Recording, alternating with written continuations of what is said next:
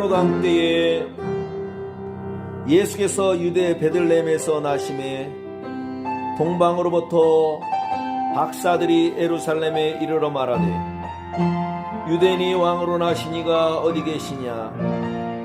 우리가 동방에서 그의 별을 보고 그에게 경배하러 왔노라 하니 헤롯 왕과 온 예루살렘이 듣고 소동한지라. 왕이 모든 대제사장과 백성의 서기관들을 모아 그리스도가 어디서 나겠느냐 물으니 이르되 유대 베들레헴이오니 이는 선지자로 이렇게 기록된 바 또 유대 땅 베들레헴아 너는 유대의 고을 중에서 가장 작지 아니하도다. 네게서 한 다스리는 자가 나와서 내 백성 이스라엘의 목자가 되리라 하였음이니이다.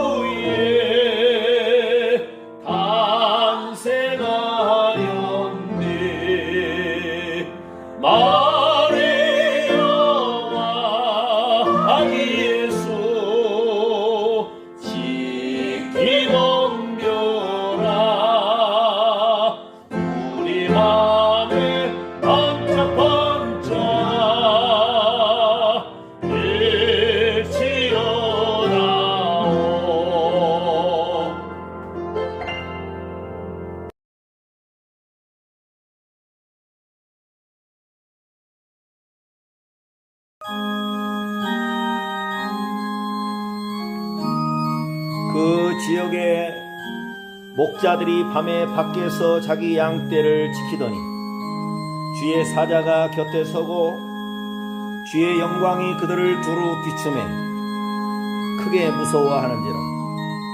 천사가 이르되 무서워하지 말라. 보라 내가 온 백성에게 미칠 큰 기쁨의 좋은 소식을 너에게 전하노라. 오늘 다윗의 동네에 너희를 위하여 구주가 나셨으니 곧 그리스도 주시니라.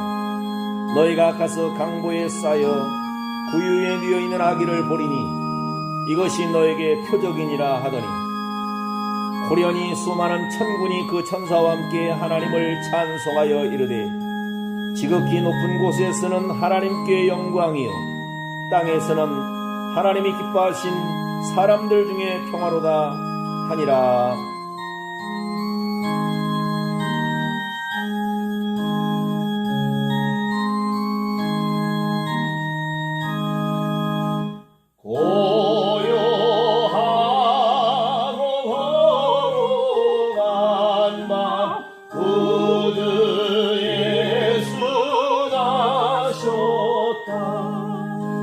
세상 만민 구원하려 구주 예수 나셨다.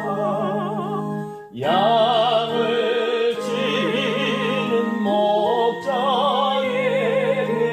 전사들이 하는 말 기쁜 소식 전하노라. 구주 예수 나셨다. 별빛 맑게 빛나는 밤 구주 예수 나셨다. 길을 잃은 만민 위에 구주 예수 나셨다. 낙타등에 예벌 싣고 별빛 따라 찾아와 복막 박사 경배한다. 구주 예수 나셨다.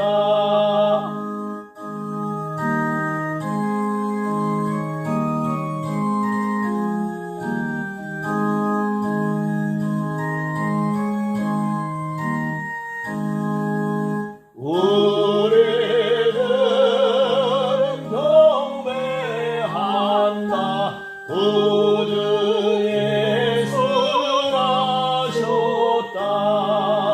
전사들은 환호한다. 구주 예수 나셨다.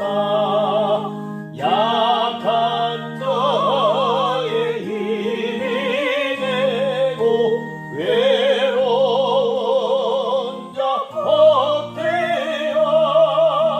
전한 몸을 입으시고 구주 예수 나셨다. 아멘.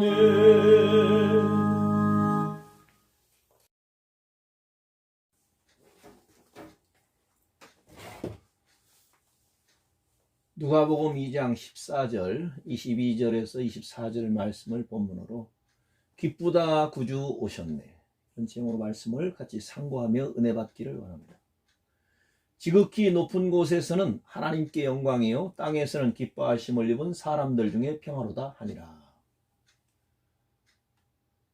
모세의 법대로 결례의 날이 참에 아기를 데리고 예루살렘에 올라가니 이는 주의 율법에 쓴 바 첫해 처음 난 남자마다 주의 거룩한 자라 하리라 한 대로 아기를 주께 드리고 또 주의 율법에 말씀하신 대로 비둘기 한 쌍이나 혹 어린 반구들로 제사하려 함이더라. 예수님의 탄생은 인류 역사의 가장 기쁜 소식이요 복된 소식입니다. 그런데 성경은 메시아가 탄생하시기 전 아담이 범죄한 후부터 계속 메시아를 보내주실 것을 예언하셨습니다.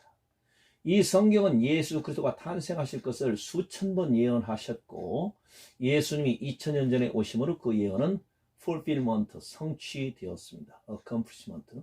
우리의 하나님은 계약의 하나님이십니다. 베르트 카라트, 이 계약의 하나님. 계약을 반드시 지키시는, 약속을 지키시는 신실하시고 진실하신, 정직하시고 전능하신 하나님이십니다. 그 하나님이 예수님이 이 땅에 탄생하심으로 그 구속의 이 약속을 성취하게 된 것입니다. 성경에 보면 하나님께서는 아담과의 계약, 이걸 시작의 계약이라고도 하죠. 에녹과의 계약, 심판의 계약, 노아와의 계약, 보존의 계약, 무지개 언약이죠.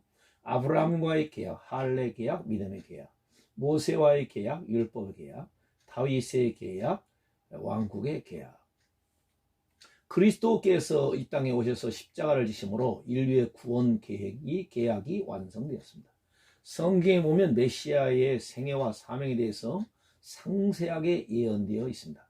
여자의 후손으로 오실 것, 창세기 3장 15절, 아브라함의 자손으로 오실 것, 창세기 10장 3절, 성취는 마태복음 1장 1절, 이삭의 자손 창세기 17장 19절, 야곱의 자손 유다 지파로 오심 다윗의 위를 상속함, 베들레헴에서 탄생하실 것 미가서 5장 2절, 마태복음 2장 1절에서 성취되었습니다. 베들레헴 에브라다야 이스라엘을 다스릴 자가 네게서 내게로 나오리라. 이렇게 예언이 됐습니다. 500년 전에 예수님 탄생 500년 전에 미가 선지자를 통해 예언했죠. 탄생일 때 다니엘서 9장 25절 70일에 대한 예언이 쭉 나옵니다. 동정녀 탄생, 예수님 탄생하시기 전 700년 전에 이사야 선자가 이사야 7장 14절에 예언했는데, 보라 처녀가 잉태하여 아들을 낳을 것이요 그 이름을 임마누엘이라 하리라.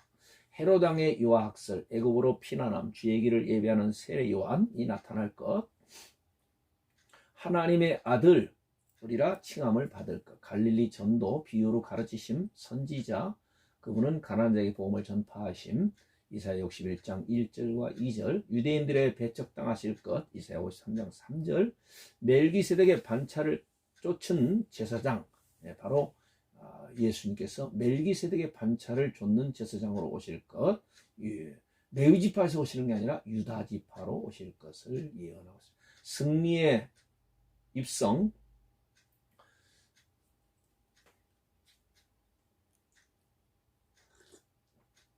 가까운 친구에 의하여 배반당함, 은 30에 의해 팔리실 것, 거짓 증인들에 의하여 고소당함, 고소하는 자들 앞에서 침묵함, 매맞으실 것, 이유 없이 미움을 받음, 고난을 받으심, 죄인들과 함께 못 박히심, 수족이 찔림을 당하심, 조롱과 모욕을 당함, 쓸개 탄 포도주를 줌, 등등. 또 뼈가 꺾이지 않을 것, 옆구리에 찔림을 당할 것, 부자 무덤에 장사 지낼 것, 부활하실 것, 승천하실 것 등등이 성경이 다 예언되었고 그 예언이 다 성취되었습니다. 갈라디아 4장 4절에서 5절에 보면, 때가 참에 하나님이 그 아들을 보내사 여자에게서 나게 하시고 율법 안에 나게 하신 것은 율법 안에 있는 자들을 속량하시고 우리로 아들의 명분을 얻게 하려 하심이라고 하였습니다. 그러면 예수님 탄생 당시 시대적 배경을 살펴보도록 하겠습니다. 첫째는 역사적 배경을 보는데, 예수님이 오실 때 정치적인 상황은, 예수님은 속박의 시대에 오셨습니다. 카이사 아우구스투스, 카이사로스 아우구스투, 카이사로스 아우구스투. 카이사르란 말은 그 히라보죠. 시저라고 똑같은데, 시저는 영어로 얘기하는 것이고 카이사르는 히라보로 얘기하는 거죠.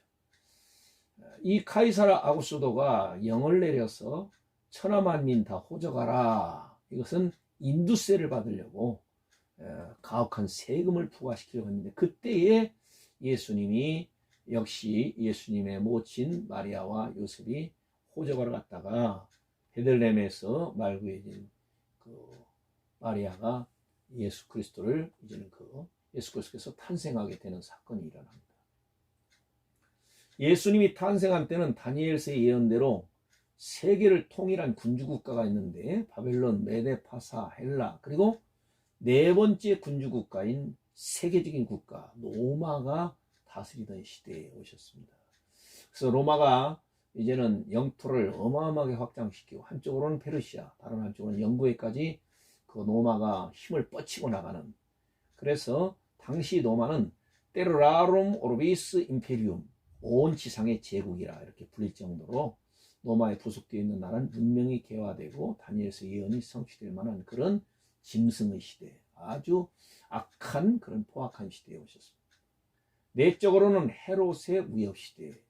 헤롯은 25세에 갈릴리의 감사가 되었다가 후에 유대 분봉왕이 되었는데, 아주 잔인하고 강팍하고 10명의 아내를 거느린 가정의 불륜자고, 왕권에 대한 집념과 포악이 극에 달했던 사람이고, 부모, 형제의 아들, 아내까지 죽이는 아주 잔인한 사람이고, 베들레헴과 그 지경 안에 있는 2세 이하의 아기들을 모두 학살한 그런 잔인무도한 사람. 국제적으로 국내적으로 어두운 시대에 예수님이 오셨습니다. 군사적인 상황을 보면 로마 군병들이 이스라엘 곳곳에 진영을 두고 있었고, 속국으로서 군사적 힘이 전혀 없던 시대, 로마 군인은 전 세계를 장악했던 가장 강력한 철의 군대가 있던 시대, 종교적인 상황으로 보면 이스라엘의 종교적 바리새와 사두개인들, 헤롯파들, SNF파도 있었습니다. 종교가 다 타락돼 가지고 이제는 그 영적인 종교적 암흑기 시대에 오셨다. 절망의 시대에 오셨다. 도덕적인 상황으로 보면 윤리가 땅에 떨어진 시대에 세리와 창기들이 많고 나라를 팔아먹는 매국노들이 우죽순처럼 많았던 시대, 반목과 분파가 많았던 암울한 시대에 오셨다. 언어적으로 보면 로마가 천하를 통일하여 라틴어가 세계에 퍼져나가고 그리거라고 그러죠. 코인의 글, 이 그리거가 전 세계의 공용어가 되었던 헬레니즘 문화 시대, 이런 시대에 오셨습니다. 그래서 성경이 신약이 헬라어로 번역되어 전 세계로 퍼져나간 것도 다 이런 과정이 있었기 때문에 그런 거죠. 구약은 히브리어와 아람어로 되어 있고, 경제적인 상황을 보면 유대인들의 생활은 너무너무나 가난했습니다. 너무너무나 가난했고 엄청난 세금을 로마에다가 다 내야 됐고, 교통시설도 잘 발달되어 있었는데 모든 길은 로마로 통한다. 팍스 로마나라고 하는데 그건 자기들이 부르기 좋은 얘기고, 로마 시대가 오므로 이제 평화 시대가 왔다 그렇게 하는 건데, 이렇게 로마가 굉장히 독재를 하고 짐승처럼 세계를 다 장악하고 조공을 받고 사람을 무자비하게 죽이는 그런 무서운 시대였습니다. 두 번째, 구유 속의 예수님의 탄생. 예수님께서 탄생하신 곳은 동방박사들이 찾았던 예루살렘 왕궁이나 성전이 아니라 베들레헴에 탄생하셨다. 이 베들레헴이란 말은 베이트레헴, 베이트란 말은 하우스, 레헴이란 말은 블레드, 떡, 빵이란 뜻인데 베들레헴이란 말, 떡집이란 뜻입니다. 떡집. 그래서 예수님이 산떡이요 생명의 떡인 걸 말하고 있습니다. 예수님은 좋은 호텔이나 여관에 오신 것이 아니라 말구유, 메인저, 소나 나귀들의 먹이를 담아주던 그 여물통이죠. 구유는 가축들이 저녁이 되었을 때 찾아 드는 곳입니다. 예수님께서는 바로 말구에 오셨습니다. 가장 낮은 데까지 자기를 낮추신 자기 비하, 섬기는 둘로스 종으로 오신 예수님입니다. 성경은 예수 그리스도가 누워있는 말구유다, 마틴 루터는 그 말을 했어요. 구유는 가축들에게는 가장 안전한 은혜의 장소지요. 구유는 가축을 돌보는 목자만이 드나드는 곳이지요. 말구유는 목자 대신 예수님이 계시기 때문에 하나님 나라와 같다. 예수님이 계신 곳이 천국이죠. 또 말구유는 그 예수님이 계시기 때문에 구원의 역사가 일어났고, 그 말구유는 경배하는 성도들이 있었기 때문에 킹덤 오브 갓, 하나님 나라다, 하나님 나라다, 이렇게 이제 볼 수가 있습니다. 동방박사들은 황금과 유향과 모략을 가지고 메대 지역에서 온 이방 제사장들이었다. 여기 오늘 마디아, 이게 이제 페르시아라는 뜻이, 페르시아. 바로 페르시아에서 동방박사들이 왔다. 이들은 이방 제사장. 코하나 시리악 성경 번역 버전이죠. 시리악 성경의 바로 사제들, 프리스트, 이방 제사장들이라고 이렇게 됐는데, 전에 오는 말에 하면 멜키올, 가스팔, 발다잘, 황금, 유향, 모략을 드렸는데, 황금은 왕대심을 경배하고 신앙 고백하는 것, 유향은 예수님이 바로 큰 대제사장 되심을 고백하는 것, 모략은 인류를 위해서 대속의 죽음을 당하실 메시아라는 것을 고백하는 그런 상징적인 것입니다. 말구유가 있는 베들레헴에서는 천사들의 찬양이 있었기 때문에 하나님 나라가, 목자들이 밤에 자기 양떼를 지킬 때 호련히 천군 천사들의 신령한 찬송이 있었는데, 호련히 허다한 천군이 그 천사와 함께 있어 하나님을 찬송하여 가로되, 지극히 높은 곳에서는 하나님께 영광이요 땅에서는 기뻐하심을 입은 사람들 중에 평화로다라고 하였습니다.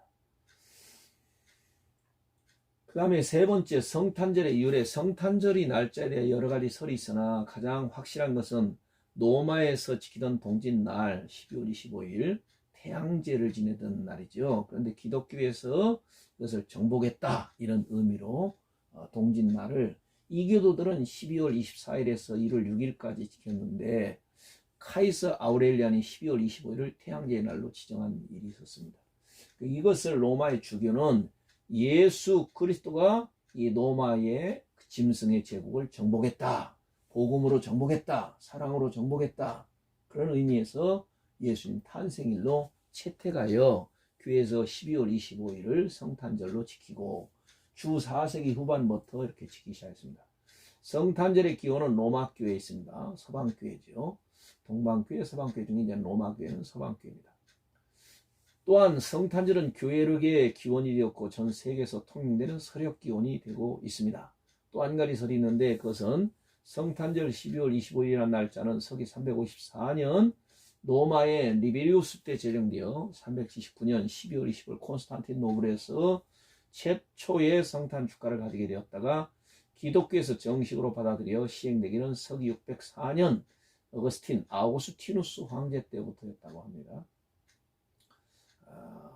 아우구스티누스 황제가 아니라 이제 성자라고 볼 수 있네요. 성자죠. 우리나라에서는 1885년부터 지켜졌습니다. 성탄절은 BC와 AD로 나는 역사의 전환점이다. BC는 Before Christ, 예수님 오시기 전, AD는 안노 도미네 하면 예수님이 탄생하던 해, 이렇게 볼 수가 있습니다. 일본의 우쭈무라 간조는 말하기를 크리스마스는 우주의 축일이다. 하늘과 땅과 그 가운데 있는 모든 것이 그 석방 자유 완성을 축하하는 날이다 라고 하였습니다. 성탄절날 가장 많이 불러지는 찬송은 고요한 밤 거룩한 밤인데, 이 고요한 밤 거룩한 밤이라는 찬송이 우리 입술에 의해 찬양이 되기까지는 일화가 있습니다. 세계 어디에서나 크리스마스 때가 되면 지정곡 18번으로 불려지는 이토록 아름답고 거룩한 찬송은 하나의 낡은 풍금의 희생으로 널리 알려지게 되었는데요. 이 찬송가의 작시자인 요셉 모르 신부가 26살 때였습니다. 그가 오스트리아의 한 작은 읍인 오번도르프에 있는 성 니콜라스 천주교의 신부로 봉직한 지가 3년이 되었는데, 이 찬송의 작곡가인 프란츠 그리버는 31세로서 학교 선생이고 그 교회 풍금 반주자였는데, 1818년 크리스마스를 일주일 앞둔 어느 날 순회하는 배우 일행이 예수님의 탄생에 관한 연극을 보여주기 위하여 오번도르프에 머물렀는데, 그들은 이 천주교에서 연극을 하게 되었으나 풍금이 고장이 나서 살츠부르크에서 온 수리공은 그 풍금을 분해하여 마루에 온통 널어놓고 있었습니다. 그리하여 모로 신부는 물론 연극을 보러 온 모든 사람들은 모두 한 가정에 모여서 그곳에서 연극을 보게 되었다고 합니다. 예수님의 탄생에 관한 그 연극은 매우 감명 깊었고 그 연극을 통해서 많은 사람들이 감화를 받았다고 합니다. 연극이 끝난 후 모로 신부는 살츠부르크 산맥 기슭 작은 언덕에 올라갔습니다. 그 언덕에서 내다보는 오번도르프 마을은 참으로 아름다웠습니다. 고요한 밤, 맑은 밤, 거룩하기 이를 데 없는 밤이었습니다. 저 멀리 보이는 반짝이는 별, 그 앞에는 연극을 통해서 본 베들레헴의 예수님 탄생하시던 밤 그대로 전개되었습니다. 시를 써본 일이 없는 그는 그 마음에도 시가 탄생하기 시작하게 됐는데 너무나 아름다운 경치를 보고 시가 절로 나왔습니다. 그 시가 인류가 크리스마스를 지키는 한 영원히 기억될 유명한 시인 줄은 자신도 몰랐을 것입니다. 작시자 모로 신부는 다음날 아침 그의 교회 반주자인 프란츠 그리버를 불렀습니다. 자신의 찬송시를 크리스마스 선물로 그에게 주면서 곡을 붙여보라 하였습니다. 크리스마스 전야가 되었습니다. 성도들이 다 작은 교회로 모였고 풍금 수리공과 그리버도 그곳에 있었습니다. 풍금은 아직 수리되지 않았고 수리공은 정중히 사과하는 것이었습니다. 풍금이 고장이 났으므로 그리버는 기타를 가지고 나왔는데 그 손에 모로 신부가 준 시에 곡을 붙인 것을 들고 있었습니다. 기타 반주에 맞춰 아름다운 찬송을 불렀고 그날 그곳에 참석했던 풍금 수리공이 은혜를 받고 들어가 그 당시 유럽을 순회하며 노래를 불렀던 슈트라스 어린이들에게 주어 부르게 하였고, 그 노래는 유럽에서 불려졌으며 하늘에서 온 노래라는 극찬을 받았고 색소니 왕국의 황실귀에서 그리고 프러시아 왕 프레드릭 윌리엄 4세 앞에서도 불렀다고 합니다. 그리하여 이 아름다운 찬송은 전 세계로 퍼지게 되었다고 합니다. 그 풍금이 고장이 나지 않아서 수리공이 오지 않았더라면 이 아름다운 찬송은 영영이 사장되어 버렸을지도 모른다. 찬송가 해설을 한 김경선 장모님이 쓴 책을 참고했습니다. 네 번째, 성탄 축하의 이모저모. 성탄을 축하하기 위해서 하늘의 대표로 천군 천사가 내려왔습니다. 누가복음 2장 13절 14절. 호련히 허다한 천군이 그 전사와 함께 있어 하나님을 찬송하여 가로되 지극히 높은 곳에서는 하나님께 영광이요 땅에서는 기뻐하심을 입은 사람들 중에 평화로다라고 하였습니다. 이방인 및 학자의 대표로 동방박사들이 경배로 왔습니다. 마태복음 2장 1절 2절. 헤롯 왕 때 예수께서 유대 베들레헴에서 나심에 동방으로부터 박사들이 예루살렘에 이르러 말하되 유대인의 왕으로 나시니가 어디 계시뇨? 우리가 동방에서 그의 별을 보고 그에게 경배하러 왔노라고 하였습니다.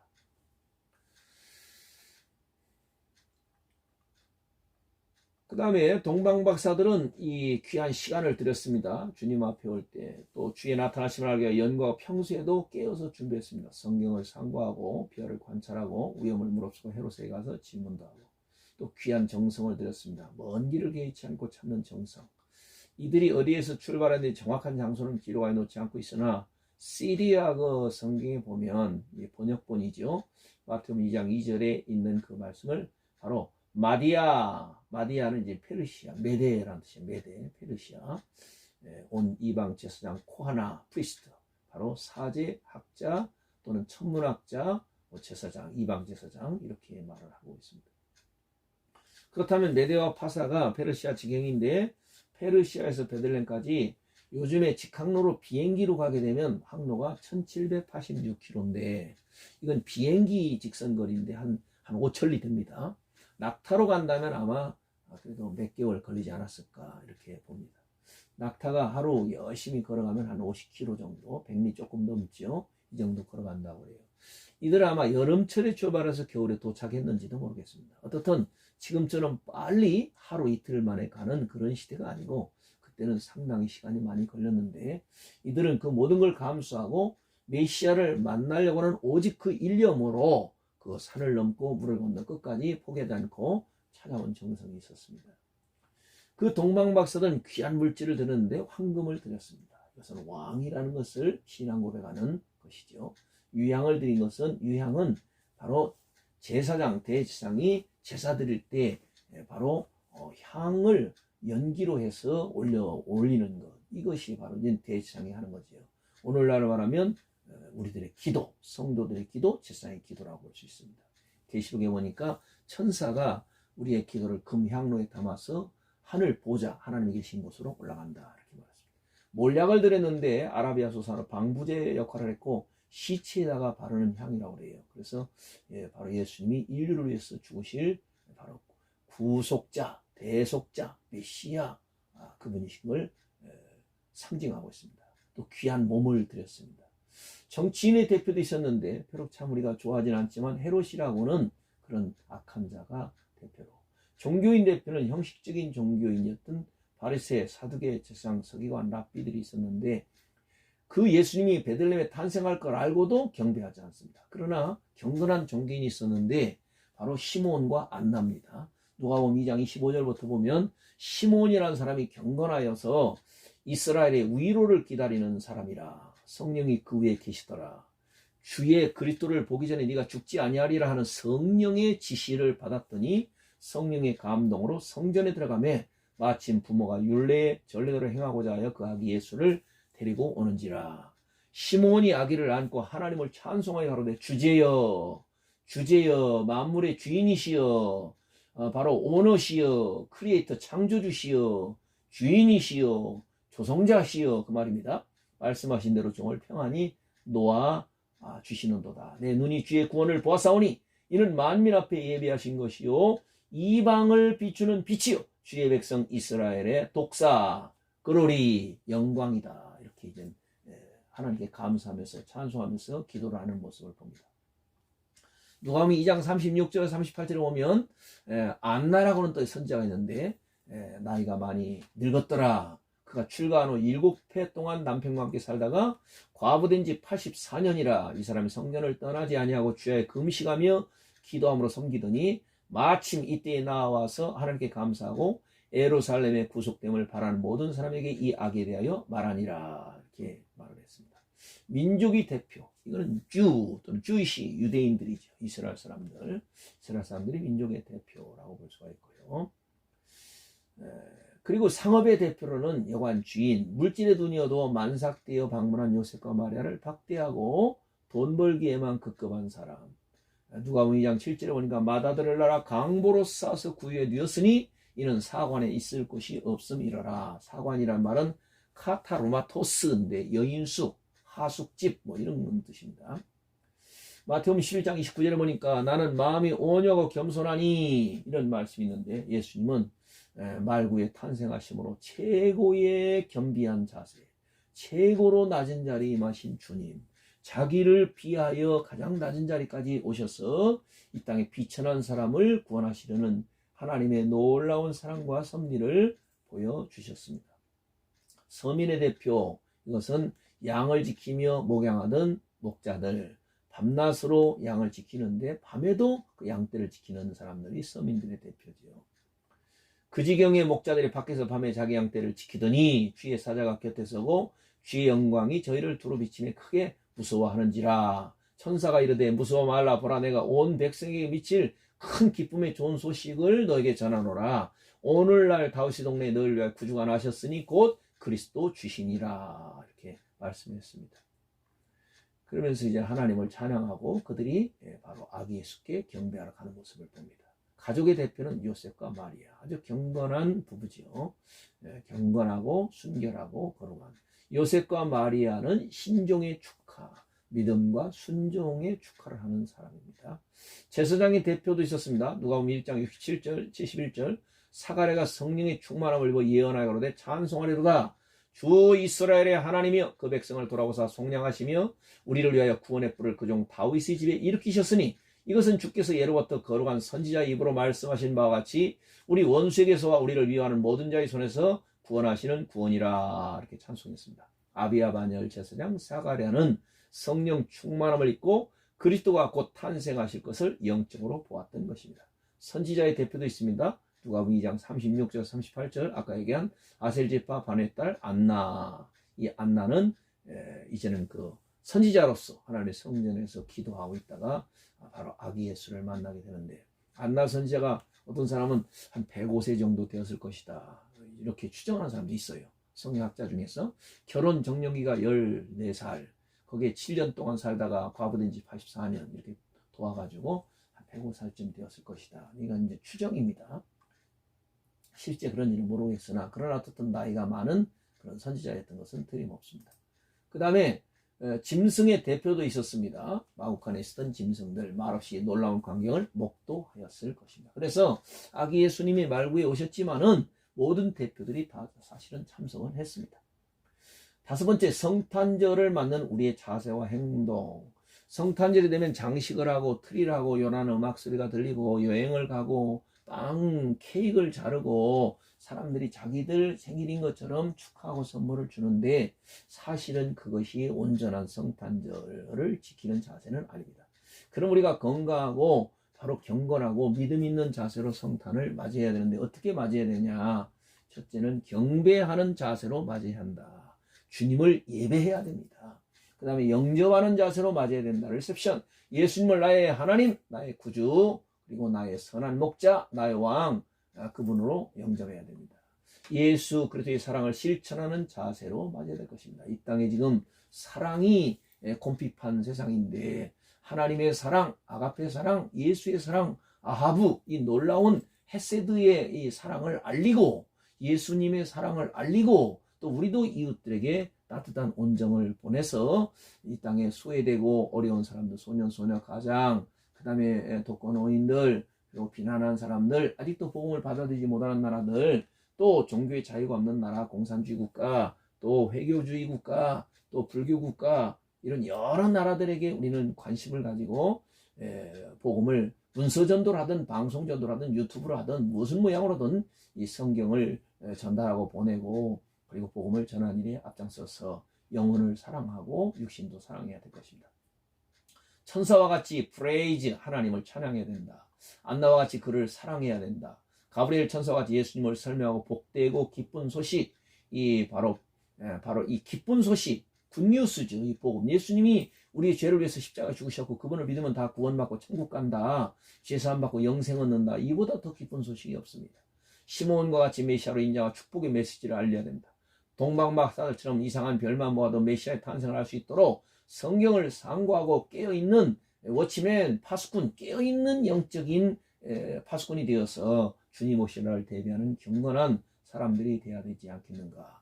세례 요한같이 예수를 증거하고 자기는 낮아진 것처럼 겸손하여서 이 세상을 섬기고, 목자와 같이 예수를 따라서 방문하고 경배하고, 시몬과 같이 경건하게 피우스 경건하게 살고, 안나와 같이 성전 중심의 삶을 살아야 될 줄 압니다. 필자는 주 1991년 7월 이스라엘 예수님이 탄생한 베들레헴을 방문한 적이 있는데 아주 인상 깊은 것을 봤어요.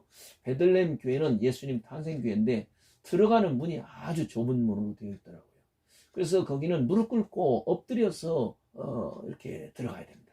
겸손히 자기를 낮추는 사람만이 예수님을 만날 수 있음을 암시적으로 교훈하는 건물이었습니다. 교회는 그래도 아름답고 크게 전았는데 들어가는 입구가 문이 아주 좁은 문, 낮은 문으로 되어 있는 걸 볼 수가 있어요.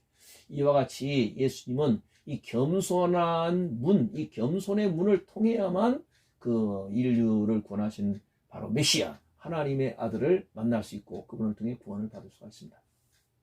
겸손의 문을 통과해 안으로 들어가서 전등불 빛이 밝은 지하를 내려가면 6개의 벽화가 있는데 그 밑에 대리석에 은으로 만든 별이 박혀 있습니다. 그 별에 글이 새겨져 있는데 그거는 라틴어로 힙데 비르기네 미아라 제수스 크리스투스 나투 세스트 이렇게 되어 있어요. 여기 예수 그리스도가 동정녀 마리아에게서 탄생했다, 이런 글귀지요. 바로 그 옆에 마구간이 있는데 시꺼멓게 그을려 있고 수많은 순례객이 촛불에 검게 그을려져 있습니다. 구유는 나무로 된 것인데 받침이 낮고 구유도 작습니다. 그 곁에 대리석으로 만든 구유 속에 인형을 뒀는데 이곳이 예수님을 재우던 곳이다, 이렇게 설명을 가이드가 하는 걸 봤습니다. 구유 맞은편에 샘이 있는데 이곳에 와서 동방박사들을 인도하던 별이 머물렀다고 합니다. 그러니까 여기에서 경배하고 주님께 예물을 바쳤다는 것이지요. 그 오른편에 들어가면 요셉의 꿈꾸는 그림이 있는데 아기를 데리고 애국으로 피난 가라는 지시의 꿈이었다고 합니다. 그때 어린아이 순교자들을 위한 예배처가 있고 매년 12월 28일에는 그들을 기념하는 예배가 있다고 합니다. 왼편 쪽에 성 가다라나 교회가 있는데 이 교회는 AD 309년에 순교한 성 가다라나를 기념하여 프란시스코 교파가 1882년에 세웠는데 그때 헤롯에게 죽임당한 어린 관이 많이 나왔다고 합니다.